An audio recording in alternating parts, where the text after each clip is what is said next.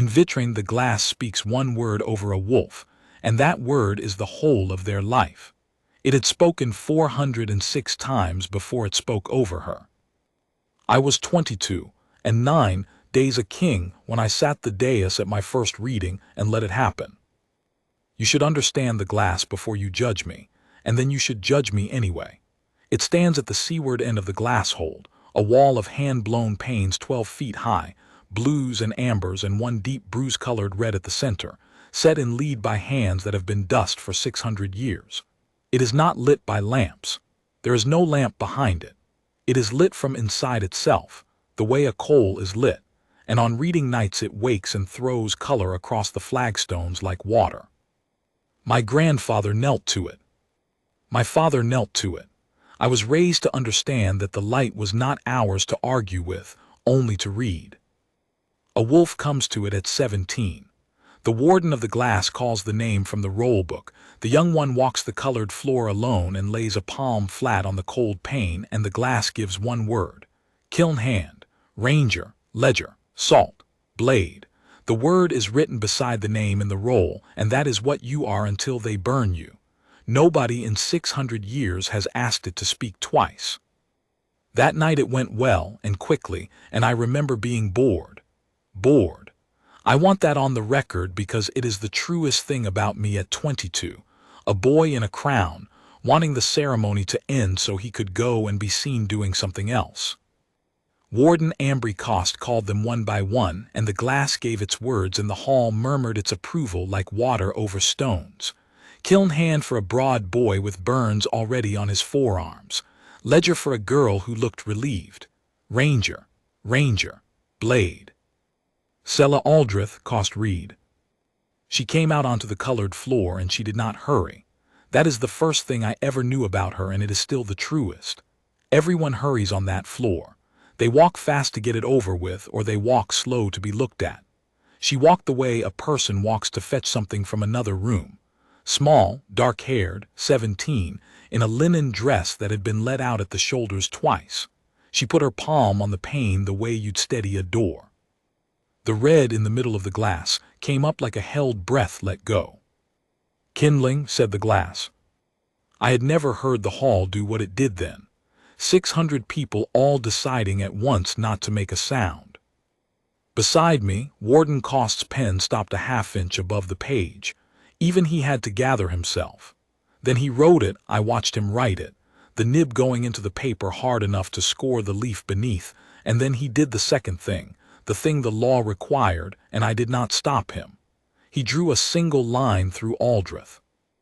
That is what the word costs. A wick woman is not a daughter of a house. She cannot be, because a house cannot be expected to keep giving her away. The name goes. What is left is one word on the roll and one name in the mouth. Sella. Just Sella, the way you'd say lamp, or rope, or any tool a hall keeps by the door for the bad night. There had been 11 before her in 600 years. I knew the number because every vitrine child knows the number the way they know their own age. 11. There are 11 small gray stones set into the floor of the seaward chapel, and none of the women under them saw 30. That is not cruelty, my warden would tell me later, over and over, with the patience of a man explaining rain. It is arithmetic. When the tide caves flood and there are children in them, someone must go in first and the sea takes the first. When the fever comes through the sand quarter, someone must carry the water in and not come out for 40 days. When a kiln cracks, someone walks into it.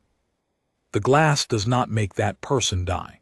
The glass only says in advance which one of us has agreed to be the one who goes. Her mother made a sound at the back of the hall. One sound. Somebody's hand went over her mouth, not unkindly. And Sella Aldrich, Sella, took her palm off the pane and looked at the red light on her own hand for a moment, the way you look at a stain to see if it will wash out.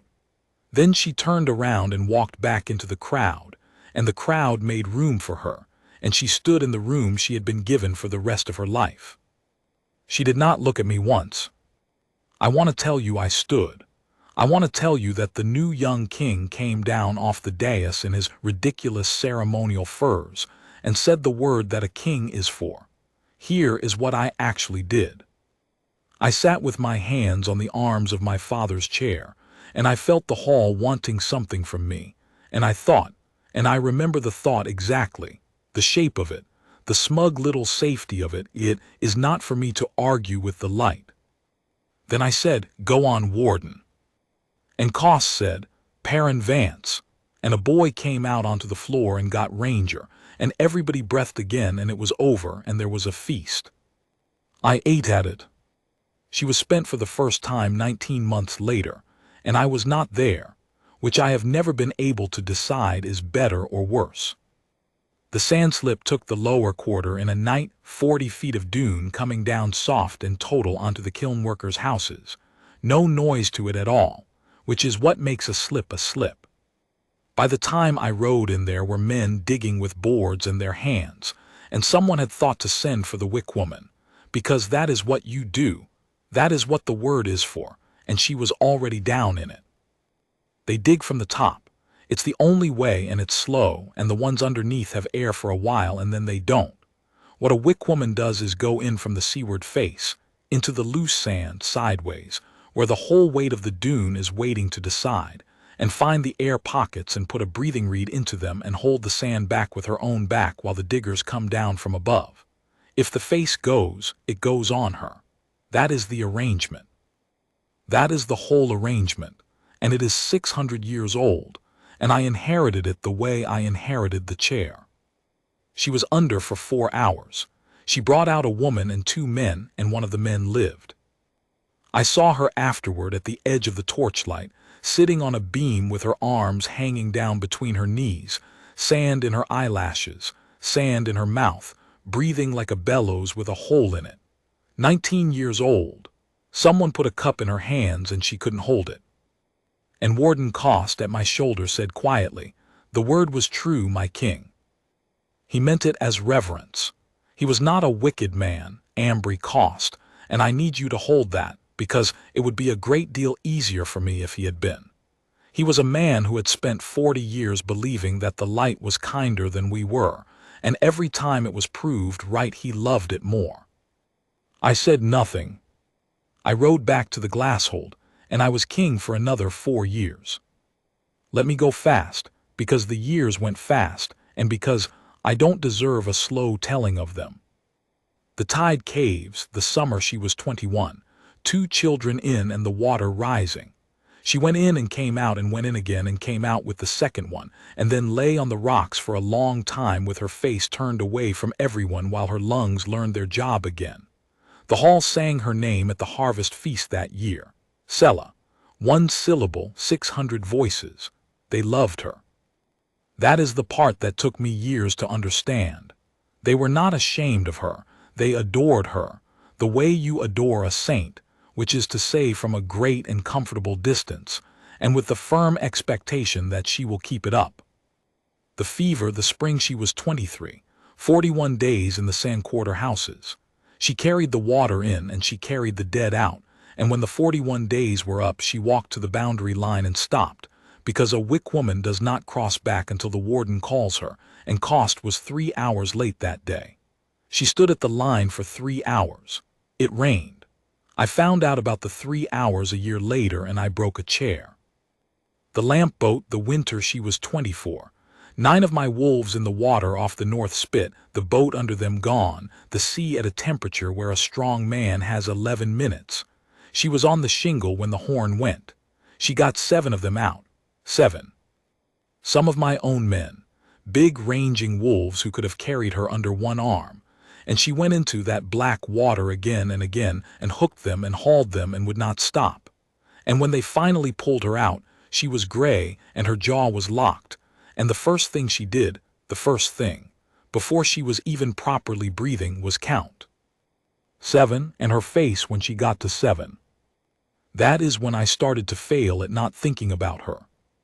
Here is the part I don't know how to say without sounding like a liar, so I'll just say it plainly, and you can do what you like with it.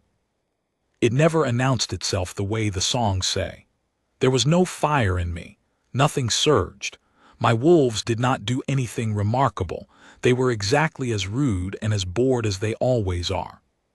The bond, when it finally showed itself to me, was so quiet and so strange that it took me 2 years to admit what it was. It was this: I always knew what she was going to say. Not her thoughts, not her heart. God knows I got that wrong for years. Her sentences. A half-breath before she spoke, I had already heard it. Every time. In a hall of 400 people, I could not tell you what my own warden would say next, but if Sella drew breath, the words were already in my head, in her flat, exact voice, and then she would say them, and they would fit inside the ones I'd already heard like a key going home. Do you know what that does to a man? It ruins argument. It ruins pretense. You cannot posture at a woman whose next sentence you already have. It made me honest with her before I ever chose to be honest with her, which is the only reason she ever got the truth out of me at all. The first time it happened, she was standing at the foot of my dais with her hands behind her back, reporting the lamp boat because a Wick woman reports. Cost had made her come. 12 hours after the water, still hoarse, still swaying a little. And I heard in my own head, in her voice, the word was not fulfilled, my king. Then she said it. The word was not fulfilled, my king. I stared at her. 7 men, hauled off the floor of a winter sea by a woman of 24, and she was standing in my hall apologizing to me for being alive. Say that again, I said. 7 of 9, my king. 2 were not recovered. A pause, and I came back. And I came back. Like a receipt that hadn't balanced, like a fault in her work. I said Sella, and it was the first time I had ever said it out loud, and it came out wrong, too soft for a throne room, and every head in that hall turned. Cost stepped in smoothly the way he always did, with his hand out toward her as if he were displaying a well-made thing. The glass is generous, my king. It gives a hard word and then gives the strength to carry it. 11 before her and none stayed so long. It is a mercy. And I heard her next sentence before she said it, and it was not a mercy, and my whole body went cold with wanting her to say it. She didn't. She looked at the floor and said, "Yes, warden." That was the night I went down to the seaward chapel and knelt on the 11 stones like a boy and stayed there until dawn and got, for my trouble, nothing at all. 600 years of light and no answer, not one. She would not be helped. I want that understood before I tell you the rest, because otherwise you will think this is a story about a king rescuing someone, and it is very nearly the exact opposite. I tried in the stupid ways power tries. I had a house built for her, a good house, stone on the seaside, out of the wind, and she thanked me and used it to store rope. I sent my own physician and she sent him to the sand quarter instead, where, she pointed out correctly, people were dying and she was not. I put 2 of my best rangers on her, standing orders to go in first, and within a month she had them both trained in the reed work and going in behind her, which was not what I had ordered and was, they told me later, not something they had been in a position to argue about. I did the one thing left. I sent for the roll book and I told Warden Cost to strike the word. He set the book on the table between us, and he did not raise his voice. He never raised his voice. You cannot unsay a reading, my king. I am the king. Yes, he agreed gently as if I told him the sea was salt. And what shall I write in its place? Ledger, ranger, choose one for her, and you have not freed her, my king. You have only made yourself the glass. He turned the book around so I could see it. 406 words in 600 years in 9 different hands, and none of them a king's. Every wolf in this hold got their life from that pain.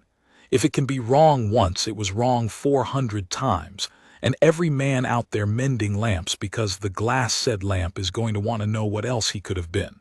You would take the floor out from under the whole kingdom, for one woman. And I said, and I have thought about this sentence every day since, because it was the last cowardly thing I ever said, and I said it very well. Then we will not take the floor out. Cost bowed. He was so relieved he almost smiled. I want to be exact about what I was, standing in that room. I was not a monster. I was worse in a smaller way. I was a man who had done the arithmetic and found that one woman was on the light side of the scale. I had a kingdom of 9,000. She was one. It even sounded like wisdom. It sounds like wisdom now, and it was the sound of a coward hiding behind a number. She found out. Of course she found out. 4 people knew, and it was in the kitchens by morning. She came to me that evening in the gallery over the kilns, where I go when I do not want to be found, which meant she had gone looking. She stood at the rail with the red kiln light coming up under her jaw, and I heard her sentence a half-breath early, and I had time to be afraid of it. "You tried to strike my word." "Yes." "Don't." I turned to look at her. "Sella." "There are 11 stones in that chapel," she said. "I've swept them since I was 17. Nobody made those women. They went in. The sand and the fever and the sea did not care what was written in a book, my king, and neither did they." She said it very evenly. She said everything very evenly. "If you strike the word, then everything I have done for 11 years belongs to the glass. It said kindling and I burned, and that's a lovely little story, and it is not what happened. What happened is I went in, me, on my own legs." Her hands were on the rail and they were not shaking, and I have never in my life wanted so badly to put my own over them. Leave the word alone. It isn't the word that owns me. It's that all of you believe it. It's that all of you believe it. I had heard it a half-breath early, and it still went through me like a spear. "Then tell me what to do," I said, and my voice was not a king's voice. And she looked at me properly, for the first time in 11 years, the way she'd never looked at me on the colored floor when she was 17 and I was sitting on my father's chair being bored, and she said, "Nothing. You've never done anything. Why would you start?" Then she went and swept the chapel. I stood in that gallery until the kilns went down to embers. I would like to record that I understood in that moment what I was and what she was and what the light had cost us. I understood about half of it. The other half was coming, and it was coming in 9 days, and it came at 3 in the afternoon on the flattest, plainest, bluest day of that whole year. The long kiln is the oldest working thing in Vitrine, and it is our pride. 140 feet of brick tunnel that has not been allowed to go cold since before the reading glass was set in its lead. Everything we are comes out of it. The panes, the lamps, the trade, the light. It is fed at one end and drawn at the other, and it has 20 apprentices inside it on any working day, small ones mostly, because the crawl galleries are narrow. I was on the sea wall when the sound came. It was not a bang. It was a long, low, grinding cough, the noise of something enormous clearing its throat, and every wolf on that wall turned to look at once. The crown of the long kiln had gone. 200 years of brick and heat, and one bad course laid in my great-grandfather's time, and it dropped its own roof into its own throat, and the fire came up out of the seam in a sheet that I felt on my face from 400 yards. 20 apprentices. The draw end was clear. The feed end was under the fall. I was running before I gave any order, and my rangers were running, and the kiln master was screaming numbers at me, 9 out, 9 out, we've 9 out.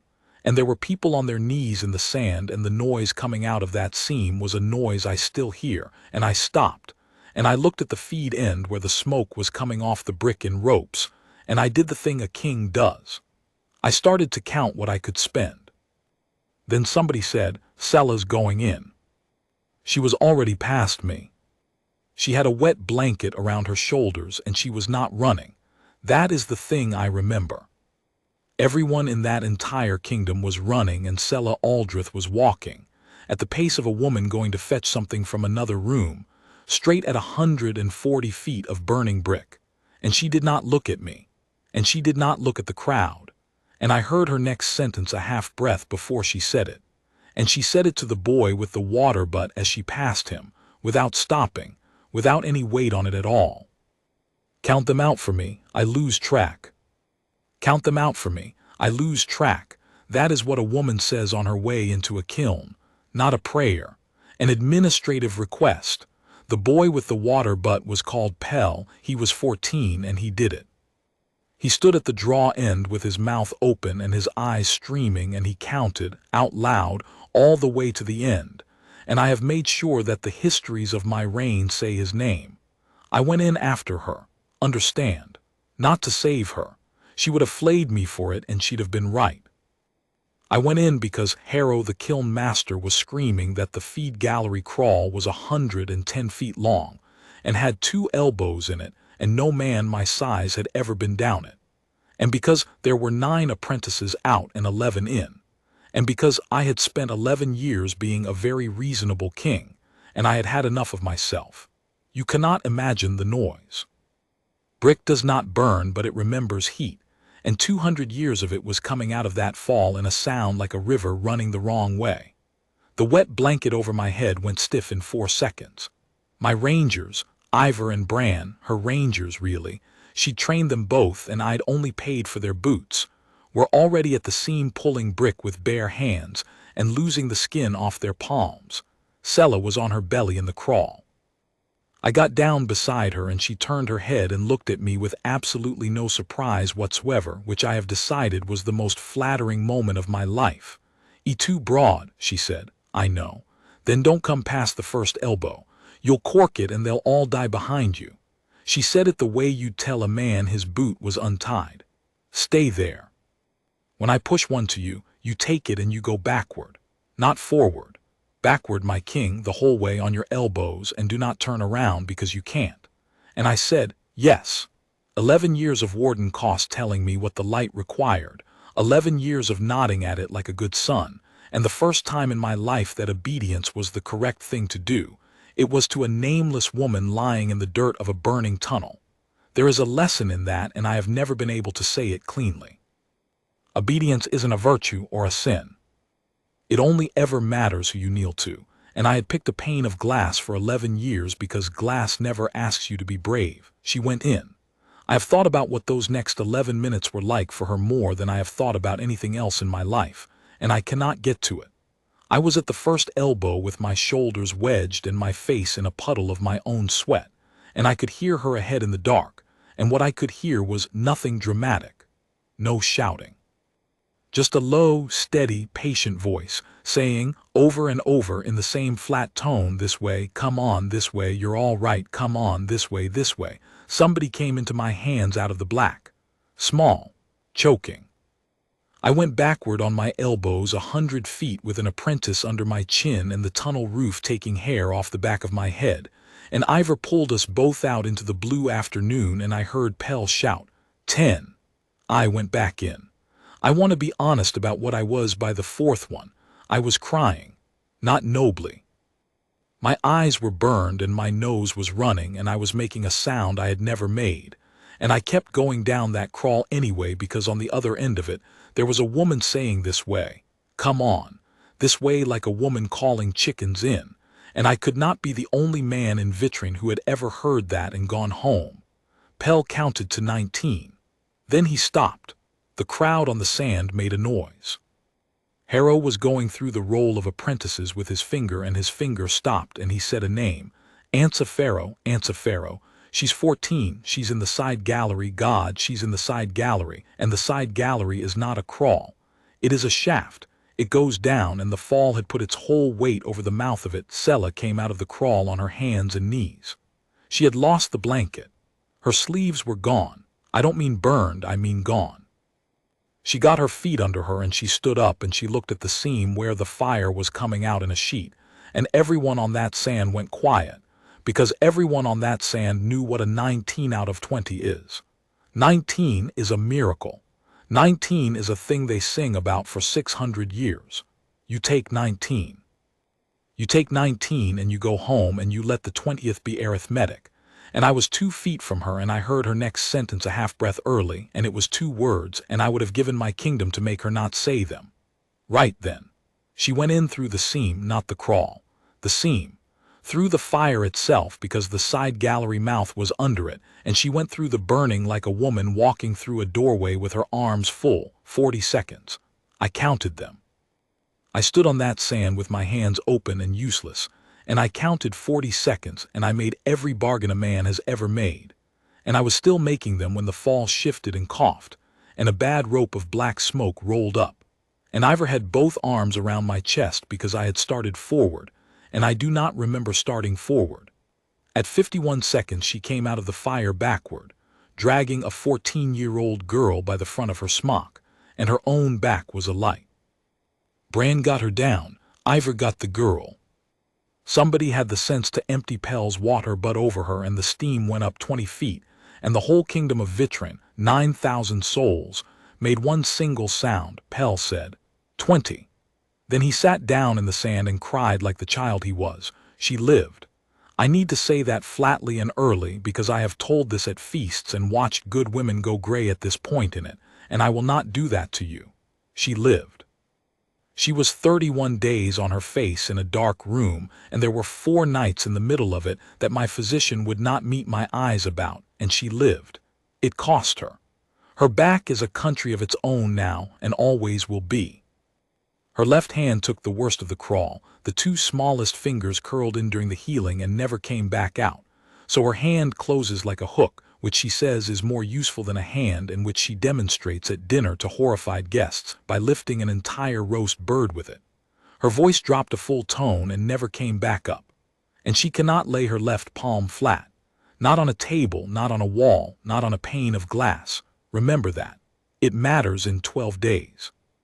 The kingdom went out of its mind. That is not a figure of speech. They sang at the glass-holed gates for 9 nights. They brought her things: bread, lamps, a goat, somebody's wedding ring, a child's drawing of a woman on fire that I still have, and they piled them at the seaward chapel on the 11 stones, and they wept, and they said her name, and Warden Ambry Cost came into my council chamber on the 10th morning with his face shining like a man in love and said, "The word was true, my king. The word was true. 600 years and it has never spoken so plainly." Kindling. She burned and she was not consumed. The light knew, and I looked at that good, kind, 40 years faithful man, and I understood finally at 33 years old what I was actually up against, and it was not cruelty. Cruelty you can hang. It was gratitude. 9,000 people, sincerely, tearfully, lovingly grateful to pane of glass for the woman who had gone into the fire on her own legs. They were not stealing her courage on purpose. They were giving it away to the light as a gift because they had been raised to believe that was where it came from. "Warden," I said. "Get out." He went, hurt. He never understood why. 12 days later he understood, and it broke him, and I am not sorry, and I am a little sorry. I sat with her through the fever nights, which was improper, and I had stopped caring about proper somewhere around the second elbow of that crawl. On the worst of them she talked. Not to me, through me, at the ceiling, in that new low voice, the way people do when they are burning from the inside. She counted. That's what her fever was, counting. 1 and 2, and the man in the sandslip, that's 3, and the 2 in the caves, 5 and 7 from the water, 12, and the 41 days is not a number, and 20 and 2 fingers, round and round, and then at about 3 in the morning she said very clearly to the ceiling, 11 stones, they'll want 12, they'll want it so much. I have never been so frightened in my life. On the 9th night the fever broke, and she woke up and looked at me sitting there in a chair I had clearly been living in, and she drew breath, and I heard it a half-breath early, "You look terrible, my king." And I was so tired and so relieved and so entirely finished with pretending that I said it out loud with her. We said it together, word for word. "You look terrible, my king." The silence afterward went on a long time. "Do that again," she said. "I can't do it on purpose. Do it again." So I waited, and she drew breath, and I heard it, and I said it a half-second before she did. "How long has this been happening?" She went the color of the sheet. 11 years, I said. "The lamp boat. You stood at the foot of my dais and told me 7 of 9, and I heard it before you said it, and I have heard every sentence of yours since." I made myself keep looking at her. "Not your thoughts. I've never had one of your thoughts, and God knows I've earned none of them. Only what you're about to say. It arrives early, and then you say it, and it fits." She was quiet for a long moment. Then, "That's the ugliest bond I've ever heard of." "Yes." "No fire." "No," she moved her good hand vaguely. "Songs and light, and the moon does something." "Nothing. My wolves have never had one interesting reaction to you in their lives." Ivor's dog likes you more than my wolves do. And Sella Aldrich laughed first time in 11 years I had heard it, a cracked, awful, burnt-out wheeze of a thing, and then stopped because laughing hurt, and then said the sentence I had heard coming and had wanted my whole life. Good. Then it isn't magic making you sit in that chair. She would not let me strike the word. We went round it again, the two of us in that dark room, and she was as immovable flat on her face with her back in ruins as she had been on the gallery rail. You want to give me my name back, she said. Yes. With your hand. In your book, yes. And then everything I am is a gift from a king instead of a gift from a pane of glass, and I have been given away twice. She turned her face on the pillow to look at me. I'm not a thing to be reassigned, Thorin. That was the first time she ever used it. My name without the crown on it. I had to look at the window for a while. Then tell me what you want, I said. Not what you'll allow, what you want. Nobody has asked you that since you were 17 years old, and I sat on a chair and let them not ask you. And she thought about it, genuinely thought, a long time, the way she does everything unhurried while a king waited, and then she told me, and it was the first sentence of hers in 11 years that I did not hear early because I think it surprised her too. I want to ask it again. What? The glass. Her eyes were very steady. It gets one word. Everybody in this kingdom gets one word at 17 from a thing that has never once been asked to explain itself. Nobody has ever gone back. Not in 600 years. They're too frightened, and I understand why, because if you ask twice and it says the same thing, you've lost. She breathed carefully around the pain. I'm the only one it can't cost anything. I'm 31, my king. The 11 before me are under stones. What exactly is it going to take from me that it hasn't had? And if it says kindling again, then it says kindling again, she said. And I go on doing what I was going to do anyway, which is go in when someone needs to go in, because that was never the glass's idea. It was mine. Her ruined hand closed on the sheet, hooked. But I'm going to make them watch me ask. That's all. That's the whole of what I want. I want 9,000 people to stand there and see a woman ask the light a question out loud and find out that it can be asked. The next reading was in 12 days. She could not lay her left palm flat on a table. I did not say that. She knew it better than I did.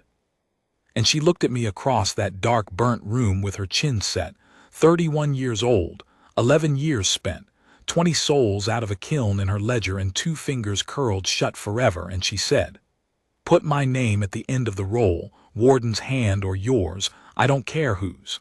I'll walk the floor last." 12 days, and my kingdom came apart down a seam I had never known was there. It went like this. The sand quarter was for her. The kilns were for her. The rangers, the tide cave families, every household that had ever had somebody come back out of somewhere, for her, loudly, to the point of songs.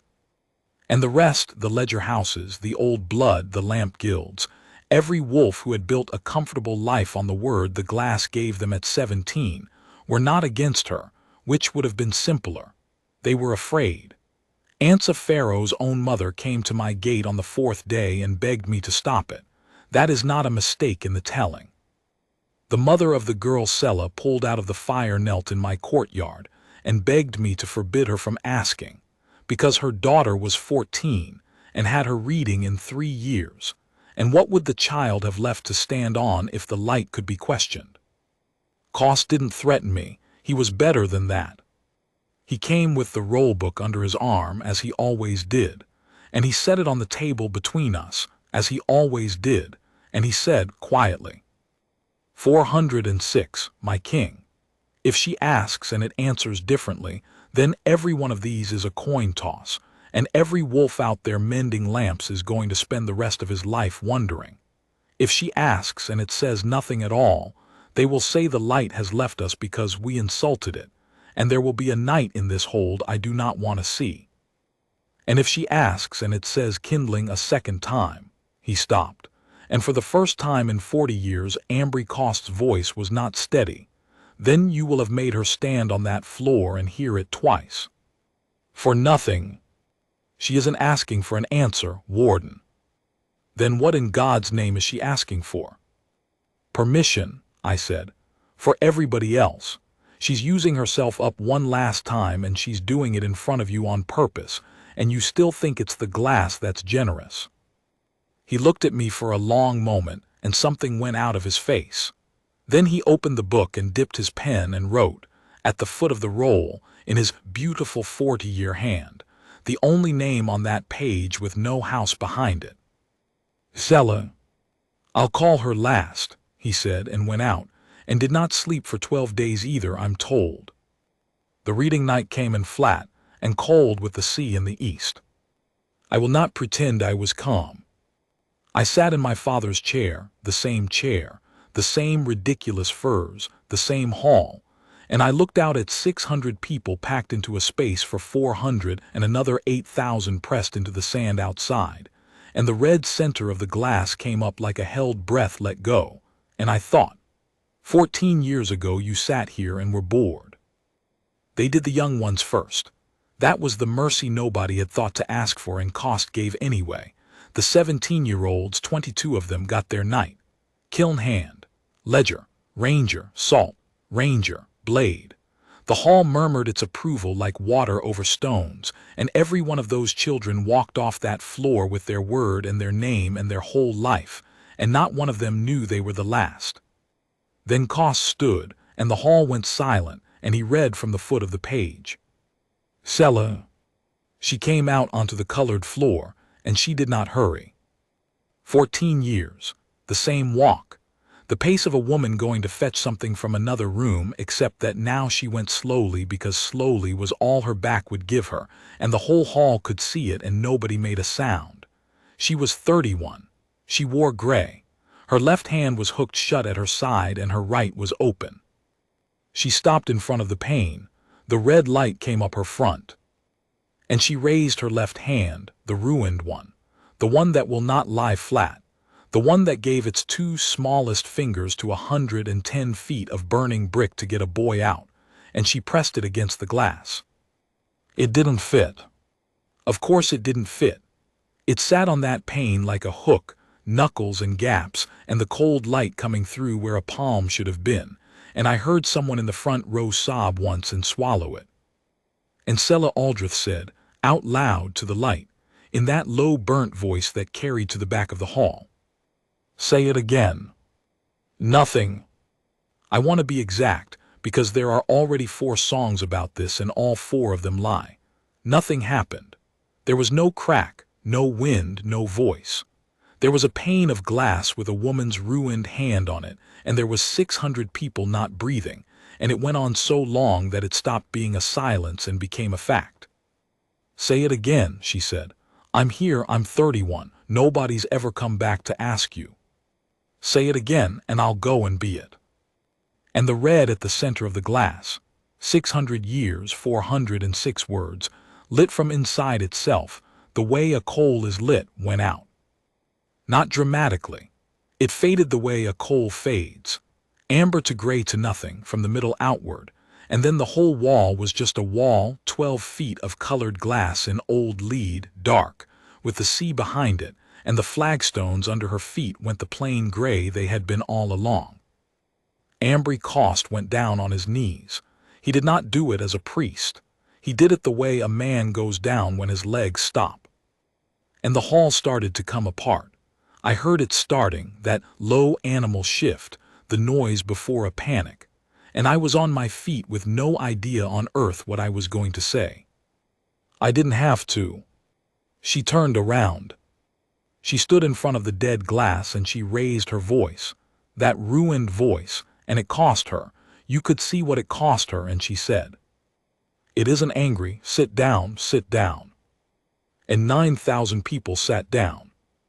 "It never was," she said. "That's the whole thing, that's all I came to tell you, it's a made thing. Somebody's grandmother blew that glass and somebody's grandfather said it in lead, and it has 1 sentence in it for each of us, and it gave me mine when I was 17, and it has nothing else. Nothing. It didn't send me into the sand. It didn't send me into the water. It didn't carry the fever water, and it wasn't in that kiln with me. I'd have noticed there was room." Somebody laughed. A terrible cracked half-laugh, and then another, and the panic went out of the room like water out of a cracked jar. "You've all been thinking a window. I've been letting you. I'm done letting you." She looked around at them, the sand quarter, the ledger houses, the guilds, the mother of the girl she pulled out of the fire. "Your word isn't a life," she said. "It's a job, do it or don't. But you went and got your own children out of the sand slip that night, and you rode out to the North Spit in the dark, and Pell counted to 20 with his eyes burned shut, and none of you had a word for any of it. You just went." She let her hooked hand fall. "That was you. Take it back." I did not break the glass. There was a mob of 9,000 that would have carried it out and put it under a hammer that night for love of her, and I stood on the sea steps and told them no. We took it out whole. It took 40 men and 11 days and Harrow's kiln crew swearing continuously. We set it in the seaward wall of the chapel, over the 11 stones, dark, so that in the mornings the sun comes through it, blue and amber, and that one deep bruise-colored red, and lies across the graves of Bettine and Marin and little Asa, and the 8 others in a way that makes strong men stop in the doorway. It gives light now. It only ever gave light. It took us 600 years to make it a window. There has not been a reading in vitrine since. That was the last one, and I did not abolish it by decree, because I had learned by then what my hand in a book is worth. I simply never called another, and the 17-year-olds went and got themselves apprenticed to whatever they liked, badly, loudly, with a great deal of arguing, and it has been a mess for 14 years, and it is the best thing I have ever presided over. Ambry Cost resigned the wardenship the following spring. He is 81. He sweeps the seaward chapel now. He asked for the work. Nobody assigned it to him, and he and Sella have a running argument about the correct way to do the 11 stones that has lasted 14 years and will not be settled in either of their lifetimes. And if you want to see something that will take the top of your head off, go and watch them do it. 2 people who cost each other everything, kneeling on the same floor, arguing about a broom. I asked her in the gallery over the kilns, because it was where I went when I did not want to be found, and by then she was the only one who ever found me. I made a mess of it. I had heard my own speech in my head for a month and none of it came out. What came out was, "You told me once I'd never done anything. Why would I start?" I was in a mood. You were right. I was in a mood, Thorin. Sella, I had to stop. I sat in that chair when I was 22, and I let a pane of glass take your name off a page, and I was bored, and I have had 11 years of your sentences arriving in my head a half-breath early as my punishment, and it has been the best thing in my life, and I don't want it to stop, and I have no right to ask. The red kiln light was coming up under her jaw the way it had that first night. I'm not asking you to be my Luna because you went into a fire. Half this kingdom would put you on a throne for that, and it would be the same thing all over again. A woman handed a word for what she did once. Be my Luna because I have never once in 11 years been able to lie to you, and I don't want to learn how. And Sella Aldrich drew breath. And nothing arrived. Nothing. For the first time since a winter sea and 7 men out of 9, I did not know what she was going to say, and I stood there in the dark over my own kilns at 44 years old with my heart going like Pell's water but, waiting like any ordinary man. She said Thorin. That's all, my name with nothing on it. She had never once said it out loud in front of anyone, and she has said it every day since, and I had not heard it coming, because I don't think she knew it was coming either. The bond has never done it again, by the way, 14 years. Every sentence, a half-breath early, all of them, all day, forever, except that one. I have decided it stepped aside on purpose, out of manners. I have no evidence.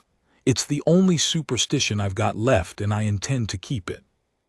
There is one more thing, and then I'm done. The roll book sits in my study now. Not the warden's chamber. Mine. It ends on a page 406 words long, and at the foot of that page, at the very bottom, is a name with no house and no word beside it, in Ambry Cost's beautiful 40-year hand. 2 winters ago I took a pen to it. I am a terrible writer. Kings are. We're not made to do it. We point at things and other men write. It took me most of an evening and 3 ruined nibs. I wrote Aldrich back in, after Sella, in my own bad hand. It sits there crooked and too large and slightly uphill, and it is, frankly, the ugliest thing in the book. And then I stopped. Because there is a second column on that page, and it is for the word, and every single one of the 406 above her has one, and I sat there with the pen over it for a long time. Luna, I could have put. Queen. God help me, I nearly wrote kindling just to have the truth of it on the page, and my hand actually moved before I understood what I was about to do. I put the pen down. The column is empty. It is going to stay empty. She knows it's there. She's looked at it. She has never said one word about it, and neither have I, and one of these days when she has decided, she'll come and take the pen out of my desk without asking, the way she takes everything, and she'll fill it in herself. Or she won't. That's hers.